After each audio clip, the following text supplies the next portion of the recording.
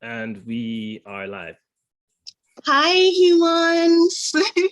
I hope everyone is doing okay. My name is Faridah. Most of you know me as the CEO and lead curator of Decentred Lit, which is a quarterly Jamaica-based book box. I would like to formally welcome you to the official launch of the Son of the Storm Global South blog tour, which we are hosting in partnership with Nigerian bookstore RovingHeights. Our guests are Suyi Davies Okungbowa, author of David Mogo, God Hunter, and the recently released Son of the Storm, which is book one in the Nameless Republic trilogy.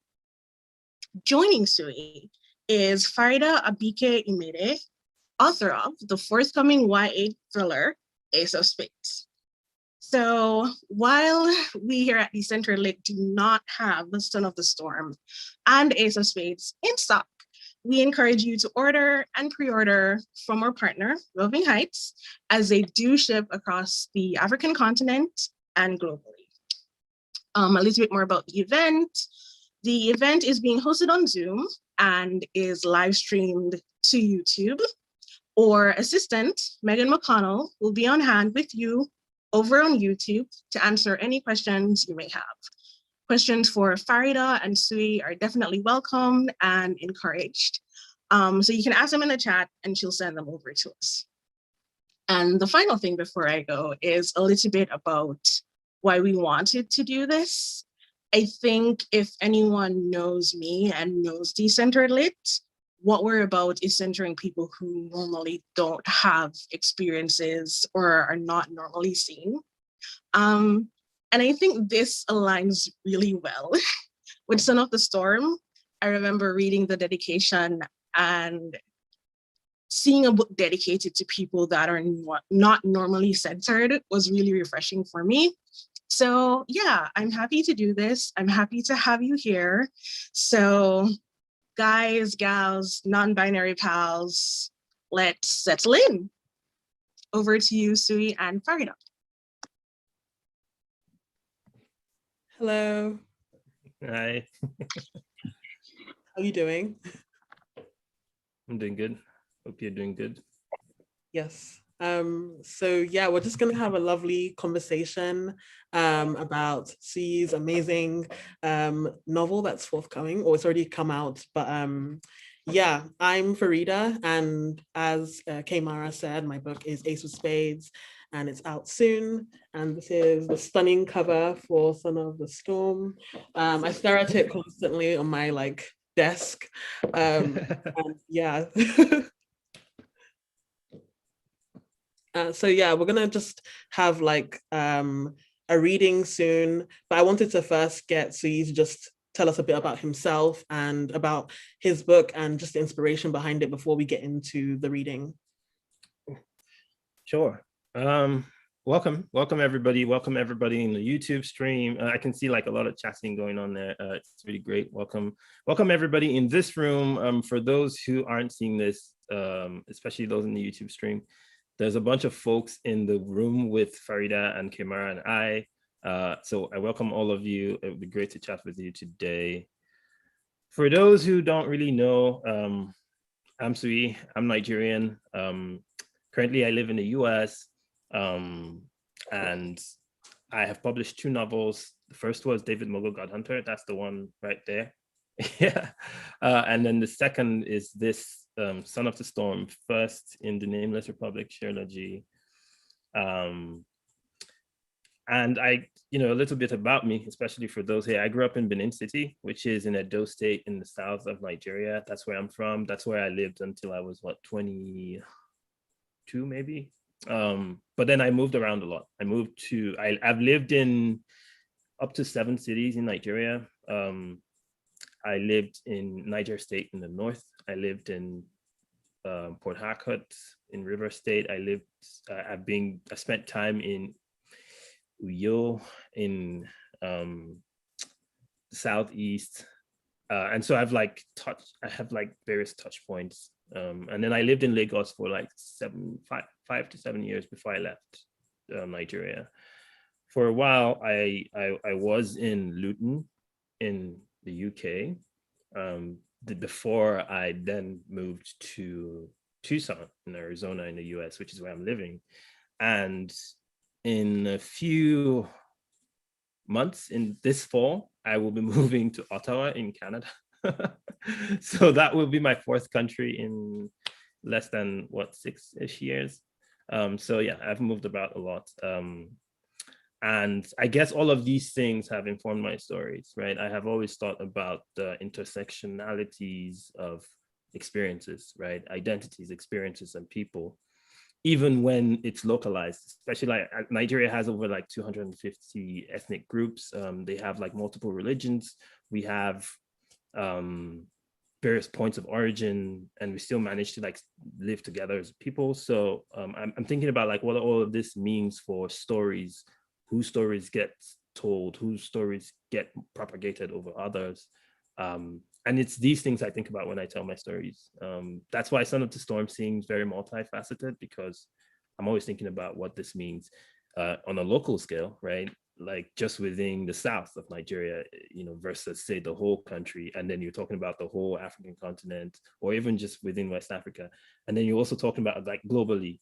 And I'm always aware of like what it means as a person when you're engaging with all of these spaces, right? And what areas of power and privilege and how stories convey these things and how they can be used to, you know, prop up or put down. And yeah, so you would see that a lot in my stories. You would see all of these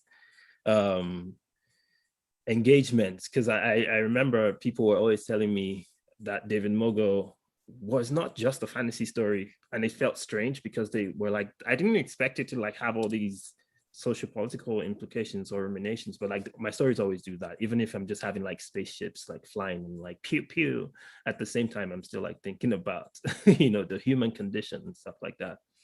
So yeah, in a nutshell, that's pretty much me. And that's so cool. I lived in like Luton for a few years as well, so Mm. that's really interesting. And could you just like let us know like the scene and kind of where it's like what happens beforehand in from what you're going to read from in the text. Yeah. Okay. So I will be reading something shortish. So for those of you who haven't read the book, Son of the Storm is about, it follows three key characters at least. Danso, who's a scholar at a university in a city called Bassa. So that's who's represented on this pretty looking art here. And then we have Lilong, who's a warrior from a mysterious island, mysterious warrior from an island that shouldn't really exist, at least to the Basai people. And then we have a third character, Shemi, who's a fixer's daughter and is supposed to be, or at least when the book starts, is supposed to be Danso's intended, which means they're like betrothed to get married. And this scene actually features a Shemi, and it features a Shemi and her mother, whose name is Nem, and sort of like highlights the relationship between both of them, where it's they have different ideas about like what power means and like what they should be doing to get it. The holding stalls of the Nem household were on the ground floor, but not below ground as with most of the city's holding facilities. Nem thought underground holdings smelled too bad and were difficult to clean. Of course, it was unheard of for a private home to have its own holding at all. Detention and jailing were the responsibility of the civic guard and the local government of each ward. But in Nem's line of work, there were times when people needed to be handled outside the usual channels.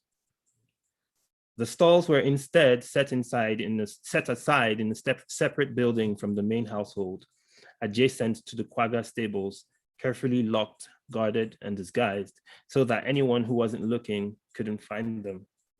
Here, Nem stood with a Shemi in the semi-stable, semi-prison interior, their water-resistant cloaks dripping from the walk from the main house in the rain.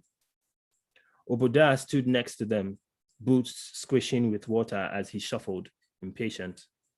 Outside, rain lashed at the thatch roof. The man they came to see was speechless upon their arrival. He had been strung up from the rafters by a rope pulley, the strain in his shoulder joints clear from a darkness building there, blood communing at the wrong point.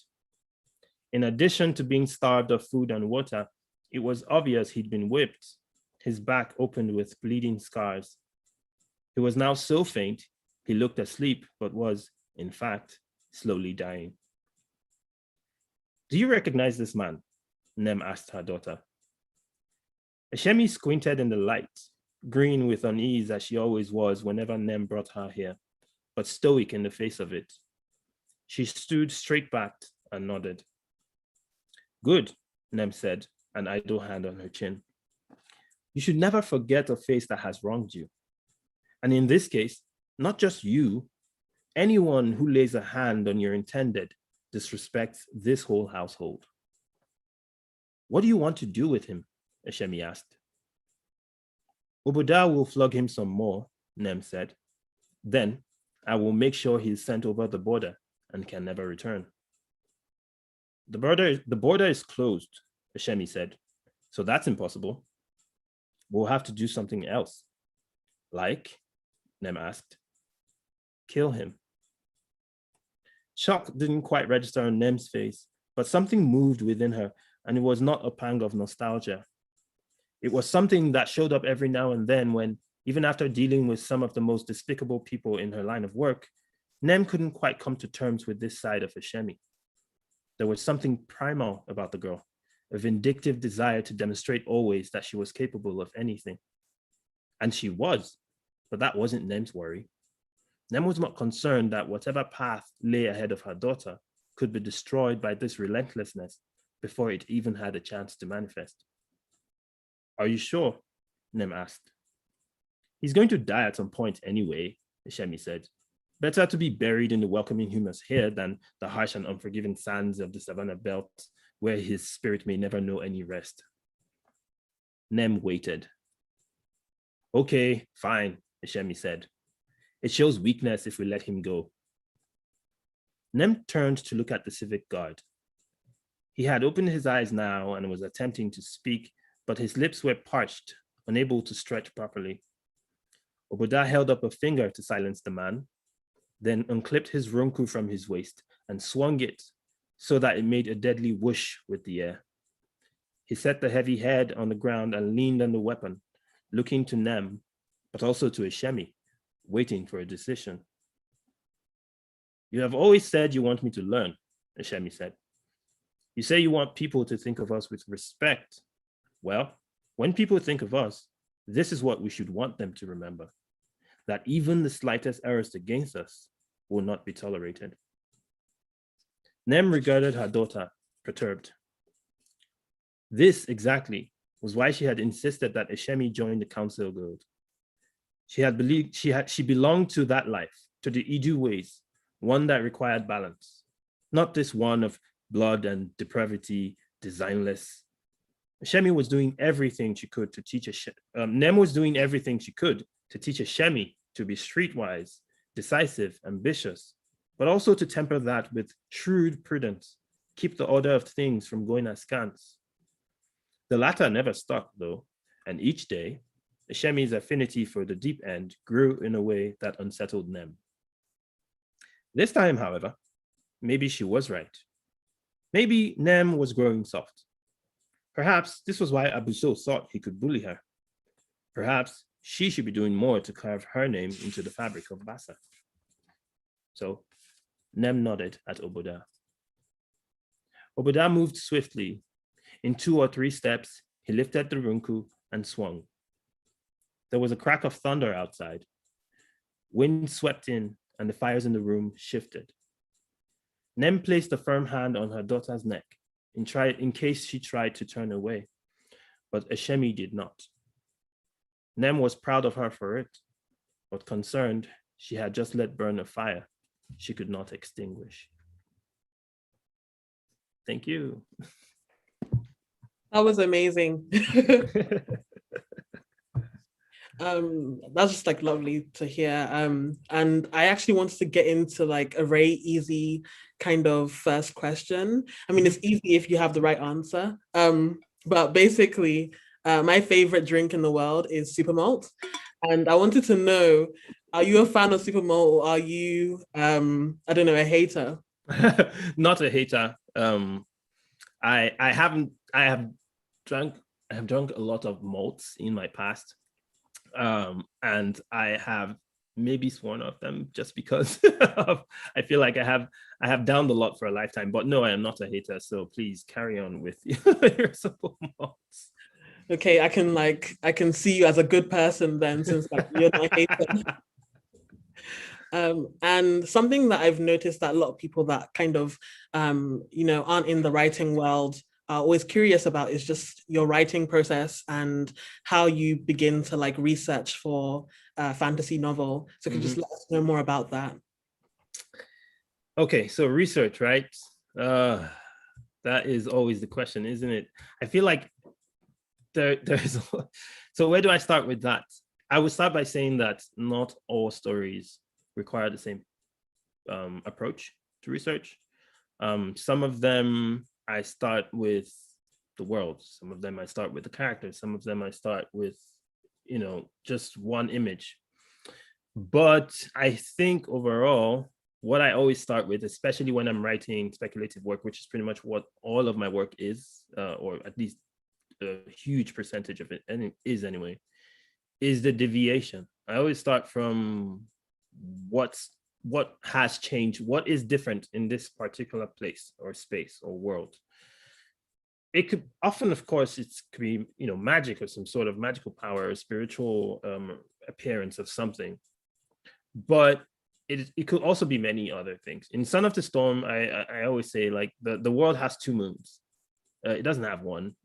So the question I wanted to ask very much in the beginning was like, what would two moons mean for this world? So a good example is tidal forces. When there are two moons, they exert like a very huge amount of tidal forces on like the oceans and seas. And the world of Son of the Storm is just one continent. So there's a very massive ocean around the rest of the world, which means sea travel is basically impossible. You can't go anywhere on boats because like tidal forces wouldn't let you. They have like tidal waves so high that they could crush anything. And so sea travel is pretty much gone. Everything has to happen on land. So like so land becomes like very important, right? Who has it? It becomes a symbol of power in a way that's bigger than, us, what we currently have. And so a good example is Bassa is at the center of like one of the thriving lands, right? And so Bassa becomes a seat of power. It's just like, so these are the connections I will make. It starts from like moons to like seat of power, but like it's the connection is there, right? There was this other thing I also did where the moons having like these orbits would cross, which means every time the moons crossed was like an event, right? Some people had spiritual connotations for that, and it would celebrate every moon crossing. But it's also how they calculate time, because one moon crossing to the other is about a month, right? So that's the calculation of time. So a moon cycle is from one moon crossing to the other. That's what we would think of as a month, but in that world, that's what they would think of as a month. So it's just like all of these things come together. And that's really where I start sometimes. Other times, just Son of the Storm, I really wanted to dive into like the Benin Empire, which I am from, I'm descended from, and I wanted to use a lot of like what I knew and learned about that place to sort of like build something that could be re-represented, not necessarily the kingdom itself or the empire itself, but like something that could bring the aesthetics of that, the parts of it that were like that are often not showed, right, in stories, and sort of like use those parts to tell mine. And so it's like it's a mixture of all these things. Sometimes I find I will need to get more information to do it. I didn't know anything about like all these moons and tidal waves. I had to read about that. But at the same time, I knew some stuff about the Benin Kingdom. I knew about like legends and tales that I had like heard growing up. I knew some from like the museum. It's like right there in the center of the city. But there are other things I didn't really know. How did they trade? Who did they trade with? Why? What kind of, what was the push point for migration and stuff like that. And so I had to like look up books to, to learn about stuff like that. So it's always like mix and match for me, at least.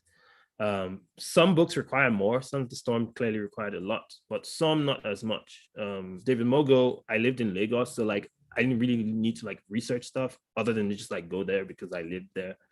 I did have to physically visit some places just to get a sense of them, but outside of that, I just used the places I was familiar with. But I did need to research other things like the Pantheon and the Orisha cosmology, right? Some of them I had to ask people. I had to like go up to people, some of who were like who are currently like people who venerate the deities within this cosmology, right? And I asked them, okay, so like what does this mean? What can I do with this? What can I do that is not misrepresentative or disrespectful, right? And then I also read some books, although I made sure to look at books that came from indigenous scholars and not from colonizer scholars. Hallelujah. So yeah, pretty much each story I think takes on its own form and requires its own approach to research, but I always pay attention to where the stories are coming from, who's telling them, what I am doing with them, and how I can be respectful while also re-representing them. That's so interesting. As someone that writes like thrillers, I'm always so interested in like how fantasy authors build their worlds. And yeah, I really love that you kind of center indigenous and like just the originators and people that actually do study these things or do worship certain things in your research. I think it's so important and respectful. But also a question I had about research as well is, what is the weirdest thing you came across when you were researching? I think I would say it's gossip. It's not weird. It's just that you would often think that, in a lot of historical stuff, right, that a lot of things are, written in stone, right? It's like, oh, this is the history of these people. But often, a lot of the time, it's just people telling each other stuff. That's not always true, but it's interesting anyway. And they have like outlandish claims sometimes. So a lot of the mythical animals, for instance, they'd be like, I saw this, and they'd be like, this is the report of said person who said they saw this thing in their farm. And then the report would be so outlandish, you'd be like, dude, are you kidding me? That can't be true, But then that person would be like, I swear that I saw this, and then they would like peddle this thing across a whole people, right, or a whole locale. And I came across a bunch of those reports, like there was a report of a sighting of moss-covered dwarves that live in the forest and like eat people, and people would like take it seriously, and they would like chat about it around like their equivalents of the water fountain or whatever. So yeah, I found that very interesting about like what we get to think about as history, because when we say history, we always think something that some scholar put in a book somewhere, or something that's like being told in like this oratory official capacity, but mostly it's just like people saying stuff at the river when they're like washing clothes and that just becomes history sometimes. So yeah, that was actually very surprising to see. And a lot of the myths, legends, before they become put in this sanitized forms, like our epic poems or whatever, they tend to start there. They tend to start at the most common places, marketplaces, trading shops and whatever. Yeah. That's so interesting. And I can see that a lot because obviously being Nigerian, we hear so many stories about things that may or may not have happened. Like I have like an aunt that apparently decided to just turn into a cat one day and no one's seen her again. And you kind of take that as like fact because it's just kind of what Nigeria is like. So that's just so cool. And Son of the Storm deals a lot with like a lot of themes, but specifically hidden truths. And I was wondering, kind of your inspiration about like highlighting hidden truths and like just secret keeping and stuff like that. Yeah, I would say it was mostly that, right? Because so I lived in this city, right, Benin City, for 20 plus years, and somehow I didn't know these stories. I mean, I knew stories, but like a lot of them were fixated around, oh, what were their interactions with the British, or like what were the interactions with the Portuguese or with the French? And I was like, why is that always the lens through which, you know, we get viewed? And I guess when I started to go out into the city and like look at, you know, especially when I was living in Lagos and I would come back home for holidays, I'd be like, okay, now I'm going to go to all the places I never went to when I was like living here. So I became the tourist in my own city, and I was able to like uncover much more than when I was living there. And I guess that's what I was trying to play out. It's like you're in the center of this thing, and these stories are being used to convey a particular idea about who you are. And it's the story sort of like propagates itself. It's like you're fed this story, and that story, you even propagate the story about yourself. And it takes fresh eyes, right? Sometimes yours, sometimes others, to come in and say, hey, this doesn't look right. Or have you seen this thing?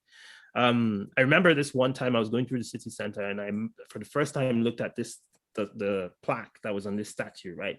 And what had happened is there was an original plaque beneath the statue that wrote a story. Then there was another one that had like put over it, and like another story written. And at this time when I was looking at it, the top one had faded, right? So you could see the story beneath. And I was like, what is happening here? Like, what is that story that was just covered, you know? And I don't even know who did what, but that just like struck me. And I saw that, I wouldn't say that's the exact scenario I saw, but like when I went around and like saw some of these other statues, they had stories in them that like I never really thought or knew about. Some of them were completely new, and I was like, why haven't I heard about this person before? Because the stories I'm always being told are filtered through a specific lens. And that's kind of what I was trying to do, especially with Danso, who's a scholar himself, and he's a storyteller. He's literally training to become a professional storyteller. But the stories that he's being trained to tell are the stories that are supposed to use to keep a people down, to tell a people that they're less than they are, or to even prop up some people over others.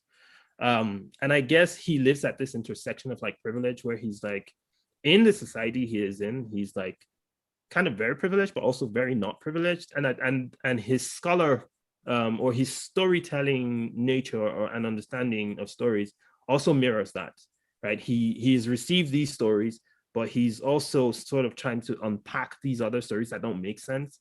And that's what even gets him in trouble in the first place and starts the events of the story rolling. So yeah, that's really, it's that thinking that I really brought to the story as a whole. That's really, really interesting. It kind of makes me think about like just generally like education and what we're told and what we aren't told and why, and whose story gets told and whose gets buried. And that's so like, I guess, integral to like post-colonial Nigeria, and just the amount of history that has been hidden from us. And you have to kind of search for it because it's purposely being kept from us for a reason. Yeah, so that's such a cool thing you're kind of exploring subtly in the book. And yeah, did you mean to have that type of political undertone, or do you just feel like naturally it goes that way? I think it was natural. I didn't plan it. I think I just went in thinking, who is this character, right? What people orbit them? What spaces do they orbit, right? Danso is a scholar at the university. Who orbits him? He has his family. What's his family like? What pressures are they exerting on him? What pressures is the university, his fellow scholars, his mentors, what are they exerting on him? What force is society exerting on him? And all of these forces pretty much, for that character at least, became forces of stories, right? What stories were they telling him? What stories were they holding back, and why? His family has stories that they never tell him. The university has stories that they never want him to have access to. The Great Dome, where he's supposed to pay all this like massive homage to, is not telling him stuff, right? So he's really picking at all of them, right? At every point, especially at the start of the story, he's like, why aren't we getting the full picture here? And pretty much all of his misadventures are based on him trying to unpack all of what is left, with all of what is withheld. And so I just guess he came with the territory. And it's not just him, because Li Long is similar, right?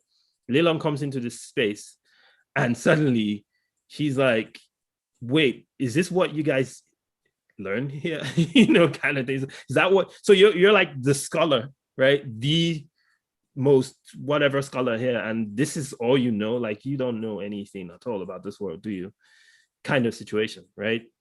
Shemi, on the other hand, knows some of these stories, doesn't know others, but recognizes the power of them, understands how people work, because she's a counsel, which is very similar to a lawyer, right? And what she does is study people. And she's like, if, I can do this with this person and this person and this person. So she's like more strategic about how she approaches it. But like everyone really in this book is wielding stories.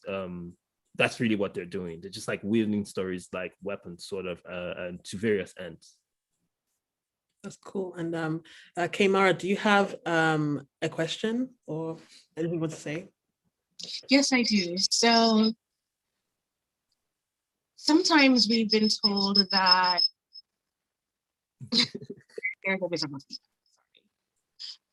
sometimes we've been told that authors are not just storytellers, but they hold the capacity to influence or direction as societies for how we think.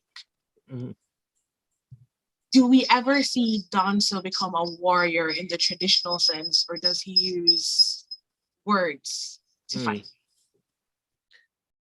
That is a good point.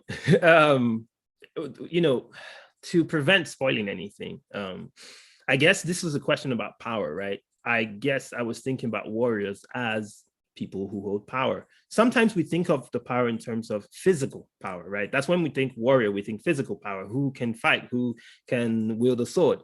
And that's that's Lilong, who is the embodiment of that, right? He's the warrior in the typical style. But Danso is also a warrior, or at least a warrior in training, but he's supposed to be a warrior of words. He's supposed to use stories as his weapon. His stories are supposed to be his powers. And then I guess I was also thinking about other people and what kinds of warriors they are, even if the battles they're fighting are not physical. Zach is a good example. Zach is fighting a huge mental battle, trying to juggle. Zach is Danso's second and is an immigrant, and is like one of those people who believes in like the good immigrant myth, right? Who needs to be accepted by Bassa by all means, and is doing everything possible for that to happen. But he's fighting that battle because somehow he's also faced with the reality that he can never measure up to what Bassa wants or needs for him to gain the kind of power he thinks or he believes and understands that he needs to have. And I guess I also wanted to like step away from the typical or usual fantasy warrior type characters, and I wanted to have this motley group of people who are multifaceted, and even if they were warriors and they could physically fight, that was just one aspect of their personalities. And if you go on in the book, you'd see more of those kinds of characters who can actually fight and do all these things, but like that's not what defines them. What defines them is often something that allows them to wield power. Sometimes it is their physical prowess. Sometimes it's something much more. So in terms of like the warrior, I was like, I don't even want to use this word if I don't have to, but I guess just like inevitable, because the physical, the striking hand, if I should put it that way, of a power system always needs to be present, and that's always present in the form of a physical manifestation of people who actually have physical power. So that was inevitable. But yeah, overall, I would say I was always just thinking about how people wield power in ways that are not often on the nose. And I think it goes back to that that conversation about like who gets to like write down history and tell people's stories. And I think preservation is very powerful because it's something that we always haven't been privy to, being able to preserve our own stories and like record our own histories and stuff like that. So that's really, really cool. It's a really great question. And if anyone else has any questions, feel free to raise your hand or put them in the chat, and we'll be answering them when we can throughout the this event. I could quickly respond to one. I think two people sent theirs earlier, and I'm just gonna pick them out real quick. I think the first one was about an agent, if I'm not wrong. I think that was Jason's question. Sorry, I'm just pulling it out, if that's okay. Yeah, so Jason asked a question about, just give me a quick second here. I don't know how I pushed it away. Okay, so Jason asked a question about getting an agent and what was that like, and how that path took me to having to like explain, especially with David Mogo, having to explain why my story needed to be so centered right around this space that often doesn't get presented in stories, and also if I had to like combat any pushback, right, to represent that. My journey to getting an agent was very unconventional, so don't take this with like a very huge chunk of it doesn't often happen, but I submitted David Mogo without an agent, and it got picked because somehow the publishing house had an open submission period, which almost again rarely happens, and it got picked up, and then we worked from there. Pretty much we worked from there, and because there's already like the publisher made an offer before I found an agent, and because if you have an offer in hand, then it's easier to get an agent, at least if the agent can see the potential in you as a writer, then they can look at you and say, okay, this person can, I can represent this person, not just for this book, but like for more books. And so it was easier from then on. And that happened pretty much. So that's pretty much unconventional, because what's more conventional is that you return the story in ahead of time. But I would say there is a hankering for more stories that represent stories outside of the normative. Normative meaning, the center, the spaces that have been dominant for a very long time, the styles, the characters, and everything. The reasons for this new hankering, we could go into 1 million. I mean, Faridah and I were just talking about this before we even came live. And the reasons for readers needing these stories differ from the reasons for that publishers need these stories. So I don't want to go deep into that, but I would just say there is that need now. And so you should be less wary about representing yourself as true as possible, because that might even be what even gets you through the door, as opposed to like, holding yourself back and trying to be more palatable. With David Mogo, I never even thought I was going to publish it. I just wrote it. I was like, how do I write a story that like my neighbor would read and like dig? That's really what I was thinking. I was just thinking something that my coworkers, because I wrote this while I was working at I was working in Lagos, right, 9 to 5. It was hectic. I would, rather than like get into the traffic after 5 p.m., I would like wait in the breakout room until like 8 before I drove home. So like that 3 hours was pretty much my writing time. I would just sit down there and like write David Mogo. And I was really thinking about like, I want to just write something. It was mostly escapism when it started. But then later I became, okay, I want to write a story that like people can really vibe with. Especially these people I'm going to be like in traffic with on the way home, something like that. And then that changed, of course, when like the story was sold. I was like, okay, so that's great that they understand it. But like, I was thinking about people who this would be their first like point of contact with Lagos, with the concept of this pantheon of Orishas, with everything. And it wasn't necessarily about like making it palatable. It was more of like, how do you reduce the barrier to entry? Because you're also trying to, expose people to these things. So like, how do you balance verisimilitude, representing the self as much as possible, with, reducing, like preventing the slope to entry from being very steep, so that it puts people off. And I think it's a balance you're always making as a person of color, as someone from an underrepresented background, or a marginalized space, right? And coming into like a space that's more normative, right? You always have to be doing that balancing act. I'm sorry, it's likely going to be the case. And I'm still doing it. but I think you sort of like get better and better about making the decisions and knowing what to push back on and what not to push back on. Luckily for me, I've had editors who have been very respectful and welcoming and understanding of what these nuances are and have been very open. I'm yet to meet an editor who's like, no, but I would say often you will likely not even get them to they wouldn't even take up your work in the first place if they didn't vibe with it in that way. So I don't think that's as common as it used to be, at least.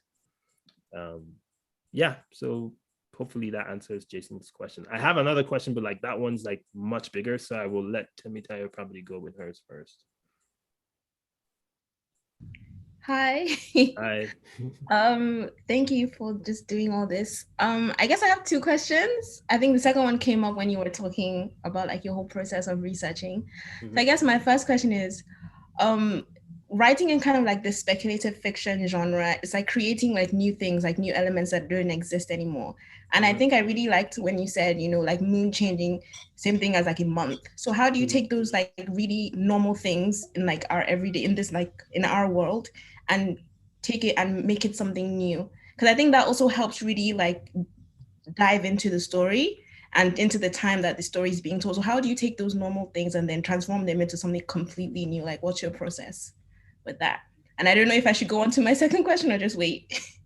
Well, you can actually ask the second. Maybe I will try and respond to both at once. The second question is that I'm also from Edo State, so I know a lot about like the gossip that you said researching, and I haven't been back then like since I was 3, and it's because, oh no, there are witches there, it's so dangerous. So I'm kind of like, when you were talking about your research process and how everything starts from gossip, it's like how true is the witch theory, and do you also believe that that comes from gossip as well? Yes. The answer to your second question is yes, it does come from gossip. It is one of those things where it's a question of it's the single story. Okay. It's like when people want to be like, it's like the single story people have about immigrants, for instance, like, oh, this is all they do. But that's just like one tiny slice of the whole, and it's not even true about like all immigrants or like even all immigrants of one particular, kind. So it's like that's what we do about with stories. The more flattened they are, the less true they become, but the easier they are to propagate through stuff like gossip. So with that, with Edo State, it's like one of the things people make that joke all the time. When I move, as I said, I've moved around a lot. So every time I meet someone and say I'm from Edo State in Benin, people are just talking about like people flying at night and stuff like that. And I mean, in the beginning, I used to take it with like, oh, they don't know what they're saying. At some point, you can get like kind of annoying. And the weird thing is, it's not even like all of the things that are being discussed in that sense, the superstitious approaches to like supernatural powers and stuff like that. It's not even like local, like Edo State is like 1 out of 36 states that literally believe these things. So it's weird that that state has to be singled out. But as I said, it's like that danger of the single story thing, right? It's like one place and one people having a single story that's then propagated. Sometimes even if you're unlucky, that makes its way into official history, right? Luckily, this hasn't happened for Edo State. Fingers crossed that it doesn't. But yeah, that's a good example of how stuff like that makes it into history. And then it takes people from these spaces to come out and tell these stories in a way that's nuanced and multifaceted, that shows that it is way beyond that one slice. I'm from Edo State, as I said. I lived in Benin City for 20-something years. I have never seen a person flying at night or by day. If I am yet to see one, my parents still live there. My siblings still live there. They are yet to see one. If they do, they will let me know. I will let you know. But if somehow everyone else knows about flying people and I don't, and I live there, then I don't know. I don't know what to say too, right? So yeah, that's my thought on that one. For making everyday stuff in fantastic worlds out of world building stuff, I think I try not to fixate on the making. That's where I start from. As I said, I always start from the deviation from the real world, but ask myself what that means. So a good example is David Mogo. It really starts with God's falling to the city of Lagos. That's it. That's really the start point. Everything that happens from then on, even David Mogo's whole existence is literally tied to that event. That is the deviation from current Lagos. Everything that happens, the socioeconomic effects, the political effects, the effects on the economy, the effects on the infrastructure, the effects on the social behaviors of people, the effects on religion, all of that is tied to the fact that suddenly next door there is a god living next door to you, or in the case of the book, a godling. And these are things that they don't exist, but you have to think about the implications. And the implications make their way into everyday things. I don't know about you, but like if I was a policeman and there were like gods roaming the streets, I wouldn't set up roadblocks as I usually do today. And so in the same way, some things would change. Would I even want to identify as a policeman at that point? Probably not. So maybe the law enforcement will have a different form. And it does in the book, because there's a Lagos State protection agency that is like focused on protecting people from the godlings, and they're trained differently, right? They're trained by all these wizards and people like that instead of just like regular police college. So yeah, that's really how I think about it. It's sort of like, it's more of like asking questions. So will this make sense in this world? If it doesn't, then what would make sense? And that becomes the norm. That's really how I think about it.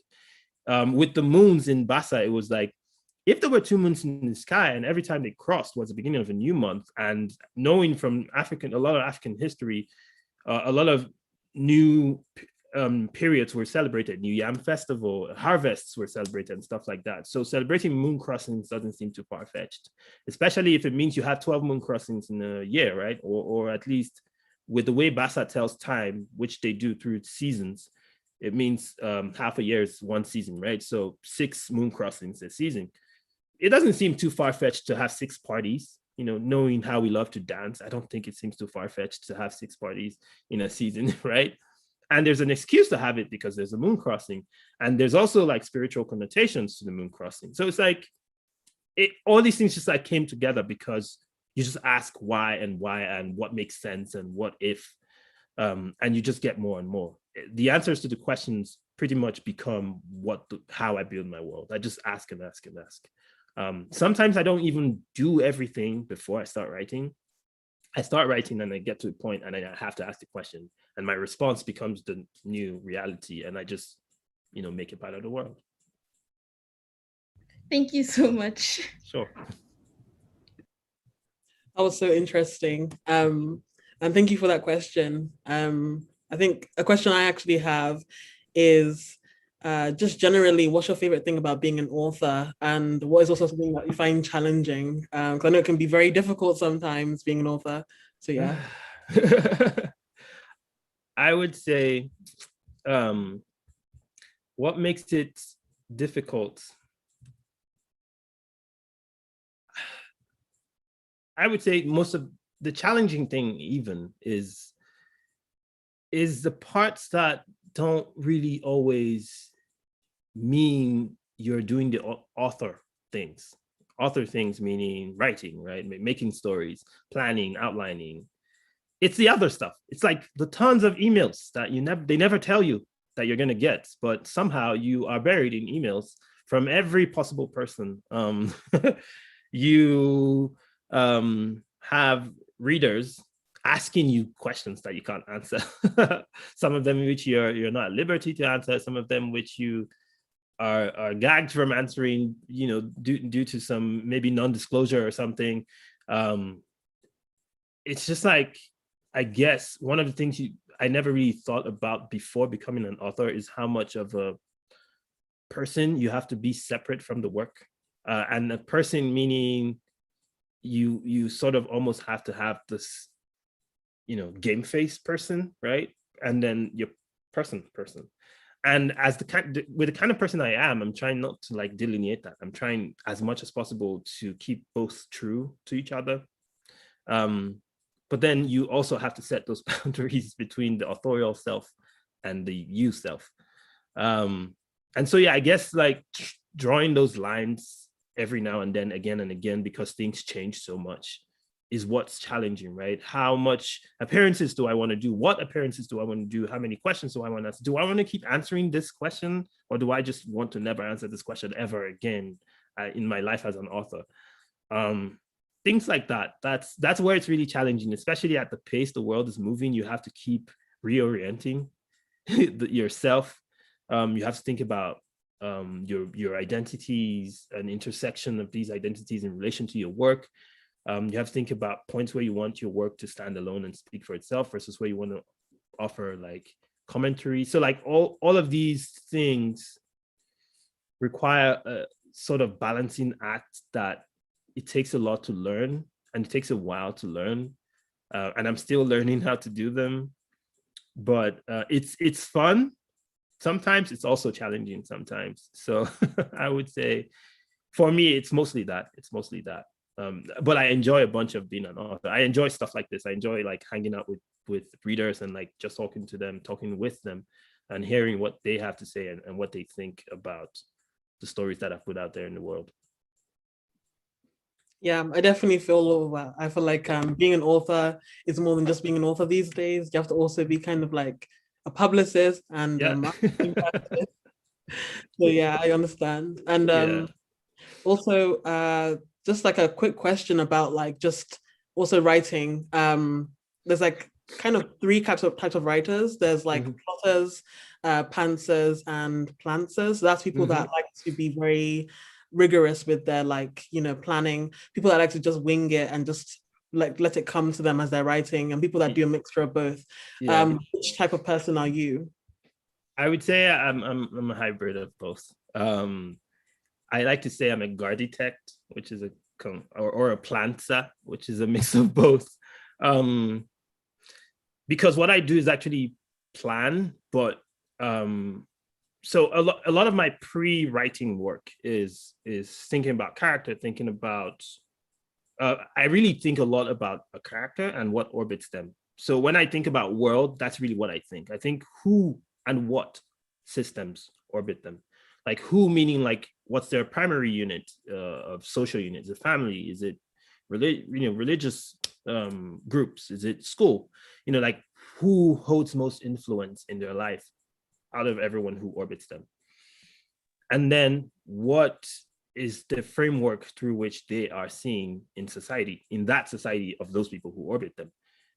That will change depending on where, how, when, and I think that's really where I start from. And then plot or outlining or planning really just becomes, where is this journey starting for this particular character, and where are they moving? What direction are they moving in? Danzo is like at this point, for instance, critical point where he's like, things are going to, I am asking a lot of questions, and I'm at this tipping point where it's almost getting me in so much trouble that I will be suspended or like expelled from the university, which is like literally where all his privilege comes from. So it's a tipping point for him. And I was like, okay, I'm going to start there at that tipping point for that character. And it's a question of like, how do the forces around him, these people and these systems, push him to a point where he starts a journey, which becomes really the narrative of the story. And in this case, it becomes when he meets Lilong, which is like a massive, it changes everything for him, but not just for him. In this case, also for Basa, right? And with the Shemi is also similar. With Lilong, it's similar. Even in David Mogo, with David Mogo, it's very similar. It's like he takes on this job, and that job really asks him to do something that he's never really thought about doing, but like it suddenly brings into question his allegiance. Like, what is he even doing as a person who has to balance both the human side of himself and the godlike side of himself? And he has never really asked those questions as much, but like with this one task, all those questions suddenly are brought to light. And then I just plot what I think of as waypoints from there. I think of them as like the big set pieces where things change or where things are revealed in the story. Sometimes they'd be like up to 10, sometimes, less than. It depends on how long the story is. But I have those waypoints, and I'm like, okay, I know what's going to happen in this scene. But like how many chapters are going to exist between those two scenes? I don't know. What is going to happen to get them to that scene? I don't know. I'm just going to write my way there. So I have a waypoint, but I write my way between waypoints. And when I get to that one, I write my way to the next and to the next. So a lot of it I want it to be as much as organic as possible from a character viewpoint, so that the reader can like really see that, can feel that none of it is really contrived, or like at least not a lot of it.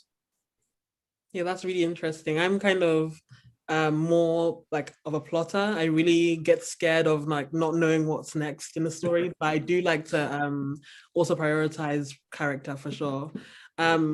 And if you could describe Son of the Storm in 3 words, could you just tell us what those words would be and why? Oof, God damn it. I have not thought about this before. 3 words for Son of the Storm. I would start with the first. I'd say it's multifaceted. I would say it's not something that it can even be chucked in a box. And I think I did that on purpose, because one of the first things, you and I were just talking earlier, right? When I've been watching a lot of conversations online, and some folks would be like, I'm going to read Son of the Storm because I love this other book by an African author that's like set in like this African inspired secondary world fantasy. And then someone else would be like, hello, I don't think they're even close to the same thing. Which is true, because just because they have certain not even influences, like you don't even know what parts of Africa I drew from. The other person could literally be drawing from like a completely different part, and it will have absolutely no connection to this book. And that's not even to talk about those who are in the African diasporas who have a completely different space they're drawing from. So I guess I wanted to do that. I wanted to have this book be something that can be placed in a box, and that is intentional. So multifaceted in a way. The second thing would be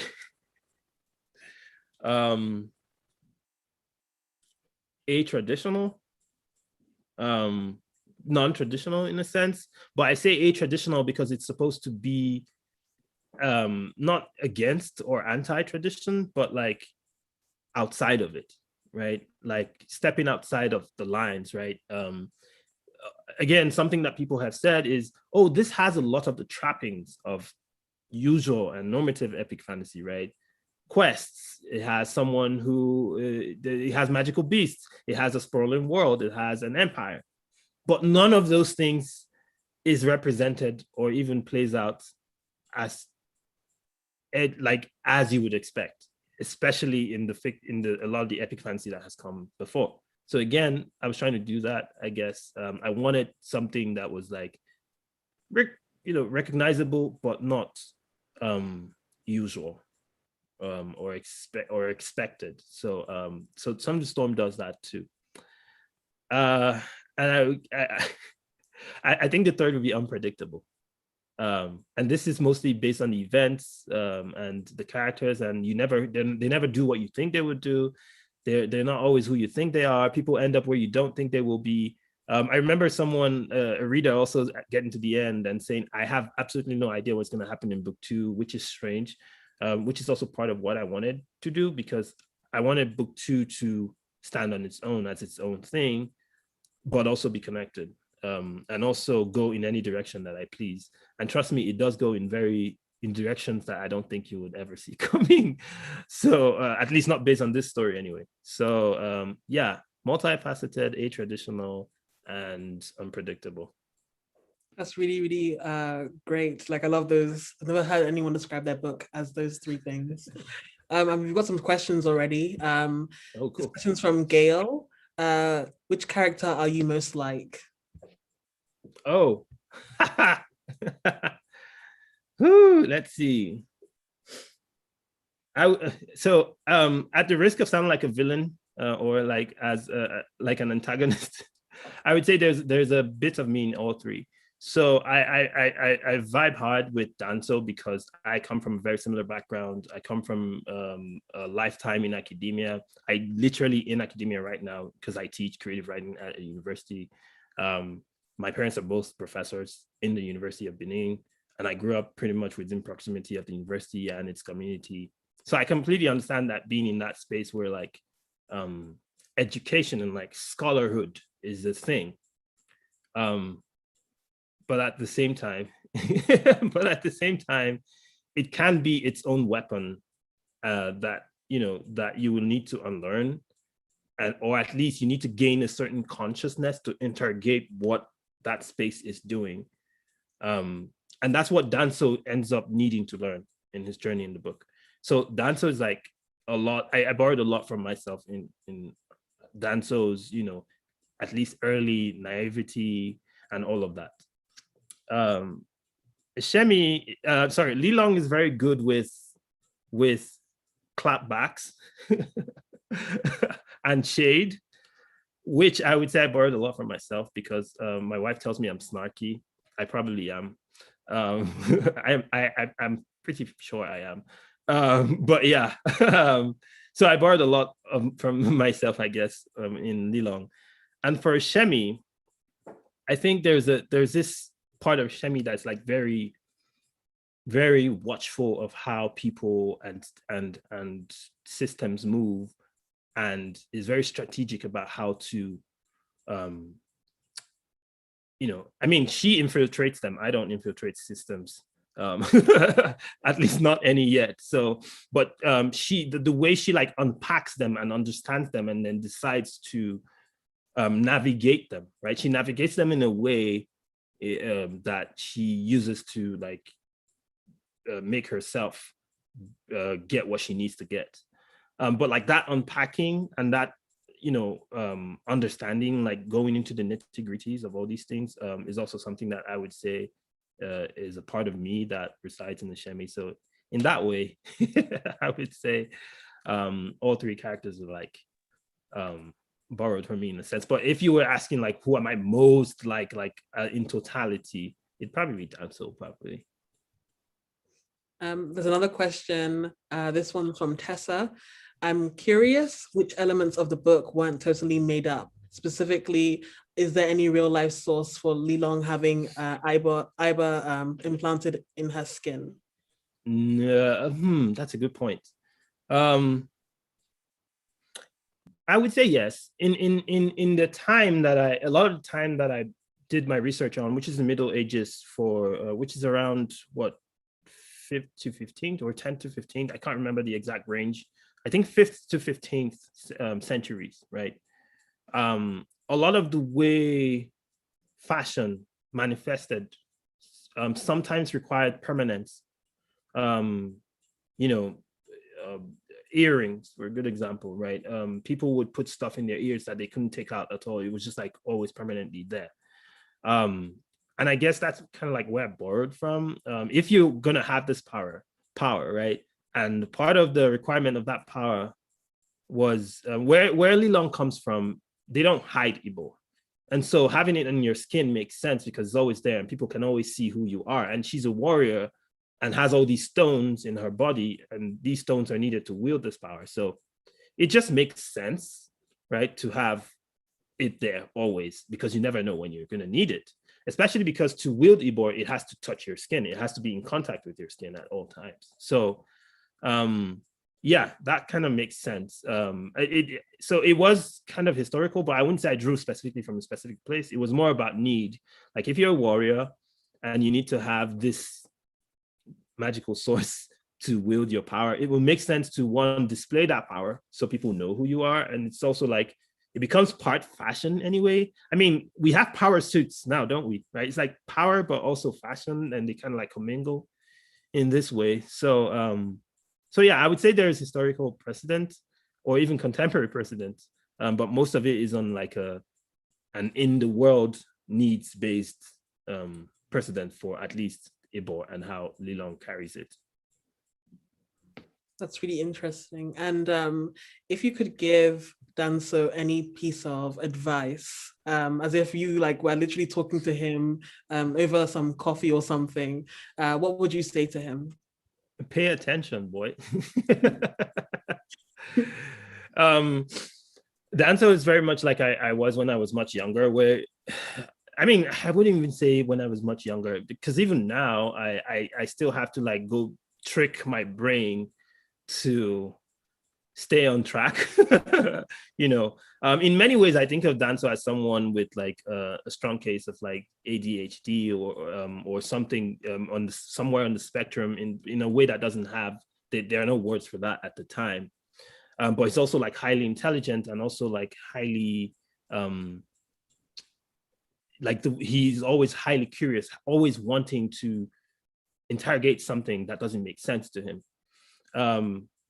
And so even if I would say that at that time, of course, I guess now, like taking this understanding and sort of like filtering it back into that world, I would be like, probably not pay attention.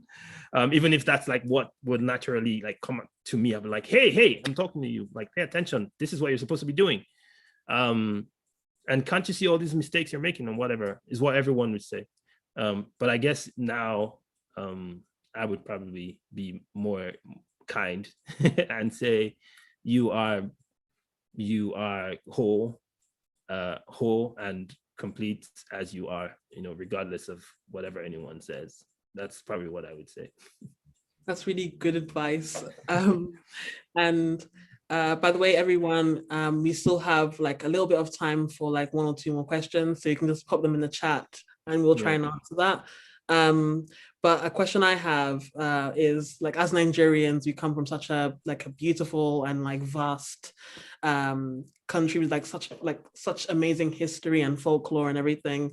And I was wondering, is there anything that you are particularly interested in do with like the folklore we have that you haven't covered before? And like, what would it be? And like, would you write it like in another book, or do you prefer to like keep it as folklore and preserve it?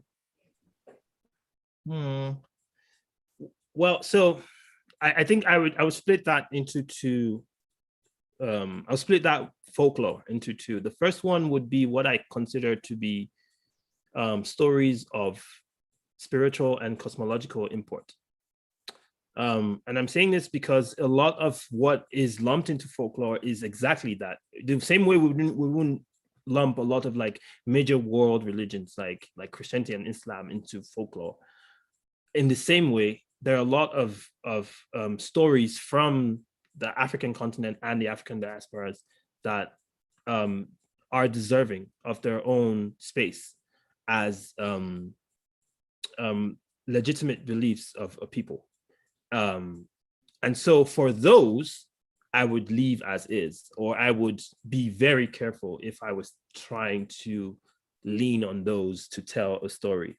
I did that with David Mogul, but I was like I tread very carefully. And I would, in fact, honestly, I would stray further from doing that as time goes on, because I would want them to not, so like, I'm sure like many people sort of like learn about like Yoruba cosmology just by reading David Mogul, but I don't want them to go away thinking David Mogul is Yoruba cosmology, because they're not the same thing. They're not close. So yeah, so there's that. And then there's actual folklore, which is some of the stories I learned or heard growing up, especially stories of like monsters or like shadow monsters and like people who walk in the night and stuff like that. I would definitely want to tell more of those. Nigerian stories specifically, a lot of them tend to be more on the dark side, and her more like scary side. So yeah, I will definitely want to key into those, but I wouldn't say I would put them in like lengthy work, except maybe that work was sort of meta in itself, or was like engaging with like various folklores across the board for a lengthy period of time. Maybe I will borrow 1 or 2 if I was like telling stories in the secondary world and sort of like piggyback off of them. But for the most part, I will tend to just like play in that sandbox every now and then, as opposed to like sit with a piece of work, maybe like a novel or something. I'll probably tell something shorter, like novella or like a novelette or a short story, like that. Yeah, I really agree with you. I think that Nigerian like stories are so dark and interesting. Like when I was younger, my mum would always tell me stories, and I like hearing scary stories before bed, because I'm a weird child. But like, yeah, that's just really cool. And I agree completely about respecting things that are definitely, you know, spiritual, and making sure they're not kind of lumped in with fiction. I've got a hand raised from Kmara. Before Kmara answers that question, because I'm pretty sure Kmara wouldn't mind this, I did get another question from someone in the room earlier, that submitted ahead of time that I would like to answer at least. Okay. So that this question is 3-tiered from Mustafa. And Mustafa asks, for the different tribes of Son of the Storm, did I get inspiration from real tribes and cultures in Nigeria and other parts of West Africa? Yes, to start with.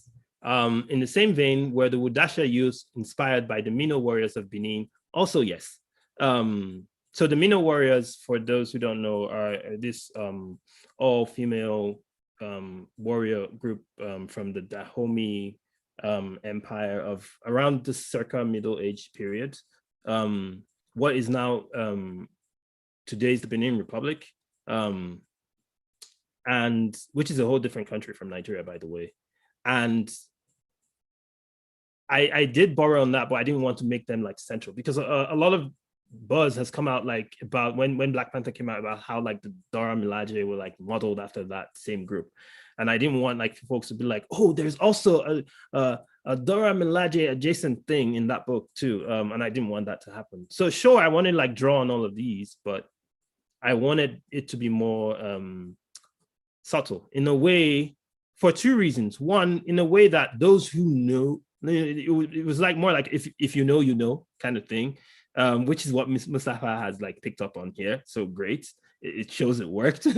But the second thing, I guess, is I also wanted people to see that you can have more than one thing take the same form. Like we can have all female warrior groups that don't have to be the Dora Milaje or don't have to be the Mino warriors, or like they can be something completely different and just exist because we have always existed. This is again one of those things I say about stories where it's one story and we've heard about this one group, and therefore that one group's represents every all-female group that has ever come out of the African continent, all-female warrior group that has always come out of the continent. And I didn't want that to be the case. So I sort of like chucked it in there, but like I didn't make it like very conspicuous. But I think most people who are aware would pick up on that. So I hope that answers your questions. But yeah, for different tribes. So that's just one example of how I borrowed. A lot of Bassa is inspired by the Benin Kingdom, but I changed a lot of things. The way the people in Bassa dress, for instance, the rappers, I borrowed from the Akan ethnic group in Ghana, and from the Empire of Ghana at the time, and even today they still dress in the same way. So the way the rappers are like worn and like is specifically was from there, but there are some Nigerian groups that also dress very similarly, and across the board anyway, also dress very similarly. So it's not really one thing or the other. Another thing was the hairstyles in Bassa. I borrowed specifically from the Benin Kingdom because I remember people were talking about the arcs that Ishemi has on her head and how she makes her hair into like arcs. And that's Benin traditional dress, especially ceremonial. But I wanted it to be like more of the everyday thing for people of higher status in Bassa. So yeah, so yes, I did borrow, here and there. Some of the weapons I borrowed from other places. So like the runku is a good example. It's not a sword, it's a stick with a heavy bob. Some people use that at the time. There's a lot of that also present in East Africa. So yeah, just all those things. The other two questions from Mustafa are, could I have more details about the mythical creatures like the Scopi, which is in the book? Scopi is a lightning bat. And then what character did I enjoy writing the most? And Mustafa notes here that he thinks it's a Shemi, but could be wrong. You probably are not wrong. It probably is a Shemi. I like to blow things up. And the Shemi is like the perfect character to do that. And so I was like, yes, get them, girl, and stuff like that. So yes, it was probably a Shemi. But I actually also enjoyed Lilong because I guess she challenged me to think about the world a lot. Think about why Danso would think things, and also challenge. So like in challenging Danso, she was challenging me as the author to like like rethink why Danso thinks that and how he can come back from whatever he thinks about the world, right? And so I enjoyed poking at all these, at the envelope of the world. And Lilong was really the best character to do that. And also she was just like always very snappy and like had like one retort ready for anybody at every time. And that was just fun to do. And so the other question about the mythological creatures, the lightning bat was really me trying to, I wanted to, as I said, there's one of the expectations of epic fantasy is like you have mythical beasts, but I wanted a mythical beast that gave the recognition, right? You recognize that there's a mythical beast, you recognize there's a magical beast, but it's not the magical beast you expect, right? So you have a flying animal, which everyone thinks, oh, so a dragon, but it's not. It's a bat that's very massive and also can, you know, call on lightning, which is not something you would expect to see. But there are stories that all around the African continent, I think from the south down up to the west, of like birds. I made mine a bat, but like most of these stories come from birds, with massive birds that can like, that come down during storms and heavy rains. I think they're called lightning birds. Some of them are called like vampire birds, and stuff like that. And various cultures have their representations. So I just like took a bit and like flipped some things. I will be doing the same thing in the forthcoming book. And there will be more beasts of such, you know, manner in this series as a whole. And I just love doing that because I think it really does what I say I'm doing, being a traditional while, you know, recognizing that, you know, recognizing the history or like the traditions and expectations of works that come out of epic fantasy. So yeah, thank you, Mustafa, for your questions. Carry on, Mara. Hi. So as it relates to Lilong, right? I know that you have mentioned before that it was important for you to have albino and to have positive albino. Can you talk a little bit more about why it was important for you and what you're hoping to achieve? Mm-hmm. Thank you. This is a very interesting thing, and I'm going to break it down into, let's see, I'm going to start by talking about how race is discussed within the African continent and outside the African continent. So at least from in my experience, right, having lived them both in, you know, spaces that orbit these two, on the African continent, there is an understanding of the fact that skin, shade, tone, color, all mean different things, and there's no dichotomy. It's very, very much not a dichotomy, right? We understand how even slight changes mean different things. This is not the same thing as much outside the African continent. There's much more of a dichotomy. It's like everything outside of this line onward is this, and everything outside of this line onward is this. Which is weird because you would think that, especially because in this world, in our world right now, the way someone looks, especially the color of the skin, has very big, very like, it carries a lot of power, right? Depending on the space you're inhabiting. And I find it interesting that in these spaces, especially in the diasporas, I guess maybe because there's a lot of conversation is around, it's centered around whiteness and everything that sort of like orbits whiteness. It flattens everything else. But like on the continent, it doesn't always orbit whiteness, or at least not in the same way. And so there's room for that nuance. And so I wanted to, first of all, represent that nuance of the African self, and that spectrum of the African self, and how that self can manifest in a way that often is not talked about outside of the continent. And the thing is, even now, when people, even when like it's literally clear in the book that what I'm talking about is simply the range of skin shades in the book. People still say, oh, it's a racial difference. It's not even a racial difference. It's just like people are lighter than others. That's how we are on the African continent. Some people are like really dark. Some people are like really light. And none of it takes away from their Africanness or their Blackness. They all have the same, origins. We just happen somehow, surprised, to have their skin tones, which is not how you would, that's not the way, that's not the frame the discussion will have. But one of the things that often, again, doesn't get attention within these spaces like this is albinism, because maybe because of the framework we look at it through, which is it's we think medical condition, but we forget how we have also like embedded power within skin shade. And that also has its impact on people with albinism, especially when those people with albinism have African origins. It means they will look very different from what they're supposed to look like. And maybe for us, because we understand it, so we're like, yeah, we just get it. It's just like my brother, but he's just like with albinism, so he looks different. That's fine. But having lived outside of the continent, I've realized that it has a completely different view. Like many people meet Africans who are with albinism and actually think they're not Black people. And treat them differently as a result. And it's weird. And so like, I feel like part of the reason is because none of this even gets, none of this gets its, time of day in the light, right? None of these stories encompass these, right?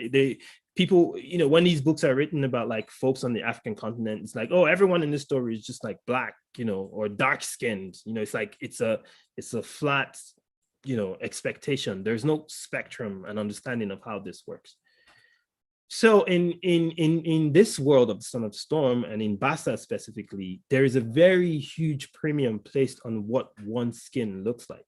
And one of the first things I was asking myself is, if this is a world inspired by medieval West African empires, there definitely were people with albinism at the time. So how did they then feature in such a world, right, that is so key, is like where, like what you look like, right? If you're really dark or you're really light skinned, plays a very important role. What does it mean? And that's pretty much where albinism factors in, because I wanted to represent what it could look like in that space. But not just that, but also the kinds of misconceptions that could be carried around that, especially when, say, spiritual what's the word for this? Where there are ideas and like stories told about something because people don't understand it, right? Most people don't really understand how albinism works, what people have to deal with when they go through that, how they have to manage it, and how they have to engage differently with the world so they can, or engage in the way that they can with the world. And people just assign stories to them. And so again, this is coming back to the stories, as I said, because Lilong is one of those people who becomes a victim of stories. Everyone has these stories about what the people who look yellow like them are. Spirits, ghosts, whatever. And they have to like deal with that. And I wanted that to be represented, because that is also still very present within the African continent today. It's like literally very present. And I'm not talking about like some far, I'm literally saying when I was growing up, there were things people next door to me would say about people with albinism.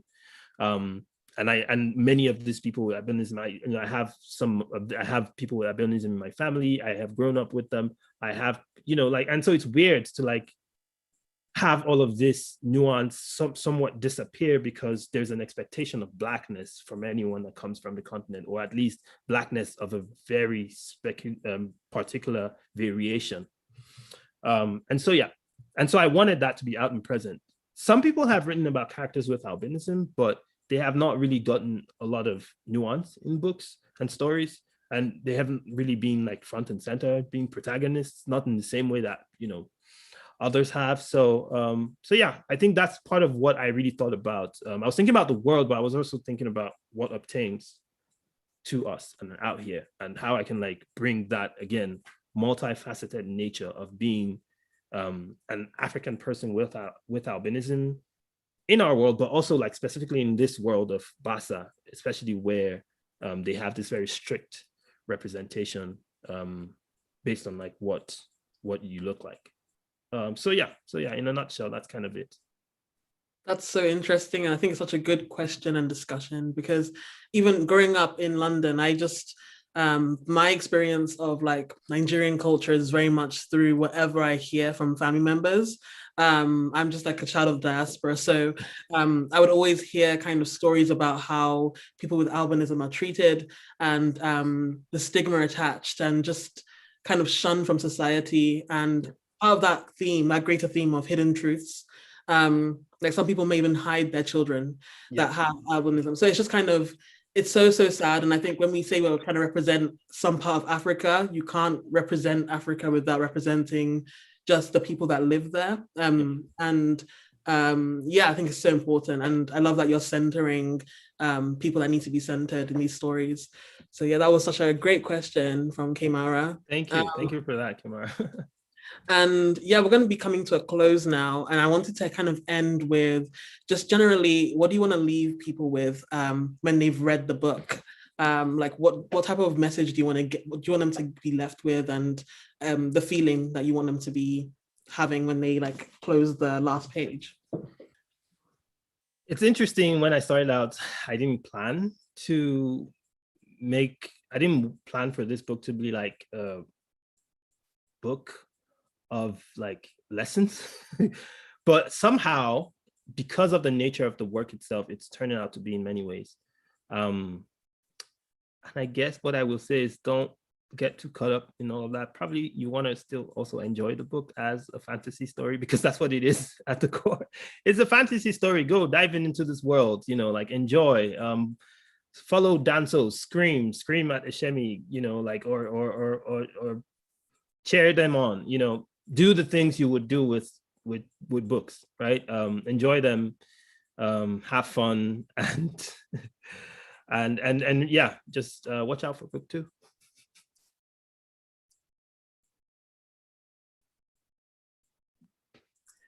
That's so great. And yeah, we're gonna just like finish there. Thank you everyone for coming. It's been a wonderful conversation. I've loved all the questions, and I've loved speaking with you, Suyi. And you can find all of like the links. Where will they be? You can find every link you need in my link in bio on Instagram or on Twitter, or you can just go to my website and everything's pretty much there. But yeah, that's pretty much it. Thank you so much, everyone, for being here. Thank you, Faridah. Thank you, Kamara, for hosting this. Thank you to RovingHeights, where you can actually get the print copies of, you can order, at least pre-order, the print copies of both Ace of Spades, which is Faridah's book, which is going to be coming out pretty soon. How many weeks is that? When does it go live? In 10 days. Oh, wow, that's super soon. So like 2 weeks-ish. So 10 days. And then Some of the Storm as well, you can also find via RovingHeights, especially if you are on the African continent, specifically if you are in Nigeria. You can always get, they can always like get your pre-order and ship it as needed. Kamara, do you want to? Yeah, so we also have a Nigerian only giveaway for Son of the Storm going on Decentred Lit's Instagram page. And tomorrow you can join Suyi, Greg, and that Igbo boy for the first IG chat. Yeah. Yeah. Yes. So join us. We'll be on IG Live same time like today. Yeah. Same time at your time today. And that's pretty much the same time that all the rest of the events are gonna hold. So keep a date with us. All right. Thank you guys. Thank you. Thank you, everyone. Bye. Thank you for coming. Thank you.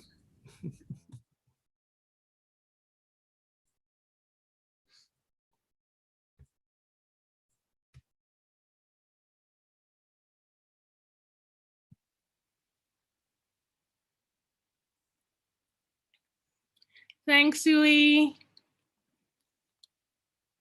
Thank you. I was just ending the stream. So that's fine. Yeah. Yeah. So how was that? That was awesome. That was super awesome. That